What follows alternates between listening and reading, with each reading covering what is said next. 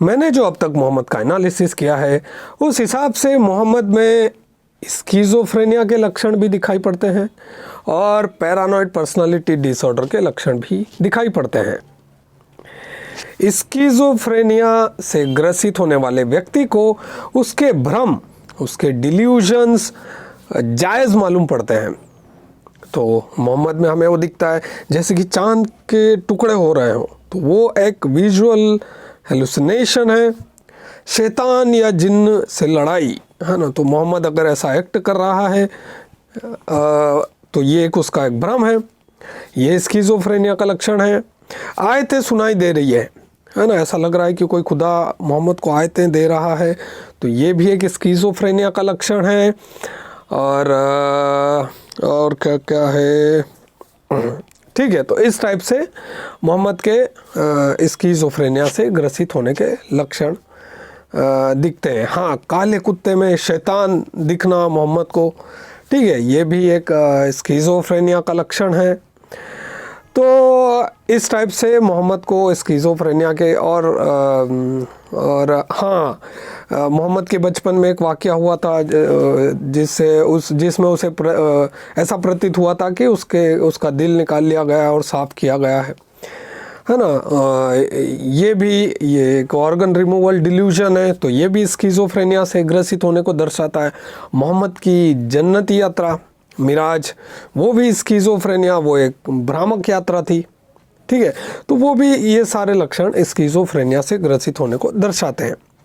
और Mohammad paranoid personality disorder से ग्रसित था, मोहम्मद पैरानोइया था, है ना। इसीलिए उसको लगता था कि लोग उसके खिलाफ साजिश कर रहे हैं, उसे मारने के प्लान कर रहे हैं, और इसीलिए वो बहुत डरता था और दूसरों को जुल्मी जालिम करार दे देता था और खुद एक अपने आप को विक्टिम समझता था, है ना। Victim, self proclaimed, self declared victim, है ना, खुद को विक्टिम बता देना। इसलिए आपको मुस्लिम भी ऐसे ही साइके के मालूम पड़ते हैं, ऐसे ही साइके के दिखते हैं कि वे अपने आप को विक्टिम समझते हैं। तो ये मोहम्मद के कारण है ना। मोहम्मद के से ये डिसऑर्डर उनके अंदर उतरता है।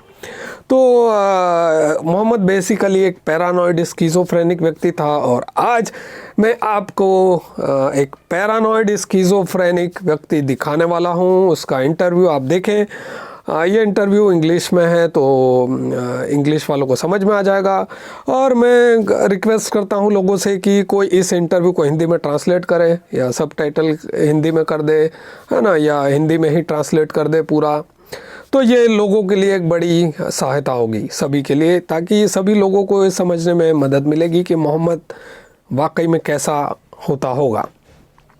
ये इंटरव्यू काफ़ी पुराना है ना, कई सालों पहले, मतलब 80-90 के दशक में लिया गया है। तो ये काफ़ी पुराना इंटरव्यू है, लेकिन आपको ये पता चलेगा। जब मैंने इस इंटरव्यू को पहली बार देखा था तो मैं एकदम अलग ही भावुक हो गया था काफ़ी, और मुझे लगा कि मैंने मोहम्मद को खोज लिया है।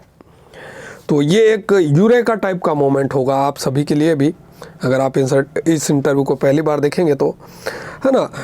जिस व्यक्ति का इंटरव्यू आप देखने वाले हैं, उस व्यक्ति को भ्रम होते हैं और उसे ऐसा भी लगता है कि लोग उसके खिलाफ साजिश कर रहे हैं। तो वो एक परफेक्ट पिक्चर आपको दिखता है कि मोहम्मद अब कैसा होगा उस ज़माने में, कैसा सोचता होगा, कैसे व्यवहार करता होगा। तो ये आपको मोहम्मद के करीबी ह्यूमन, है ना, करीबी जो इंसान है उसके, वो आपको दिखलाता है। मतलब ये आधुनिक युग का मोहम्मद के सबसे करीबी पर्सनालिटी का व्यक्ति है।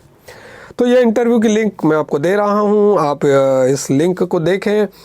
और या फिर आप ये भी टाइप कर सकते हैं गूगल पर, interview with A paranoid schizophrenic, है ना। वैसे पैरानॉइड स्किज़ोफ्रेनिक व्यक्तियों के और भी इंटरव्यू हैं कुछ, लेकिन मैं इस पर्टिकुलर इंटरव्यू को आपको मैं चाहता हूं कि आप इसे पहले देखें, उसके बाद आप दूसरे इंटरव्यूज़ पे जाएं, क्योंकि मैंने भी जब इसे पहली बार देखा था तो मैं हैरान हो गया था।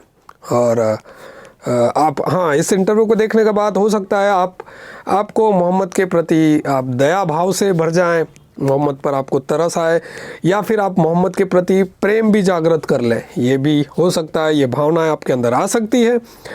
तो ये मानव प्रकृति है ना, मानव प्रवृत्ति है, तो ये नेचुरली हो सकता है आपके अंदर, है ना। तो आप इस इंटरव्यू को देखें, और अगर कोई व्यक्ति इसको ट्रांसलेट कर सकता है हिंदी में तो वो बहुत अच्छा होगा। ट्रांसलेट करके या तो मुझे सेंड कर दे, या फिर खुद ही अपलोड कर दे, उसकी लिंक मुझे दे दे, जैसा भी हो, है ना।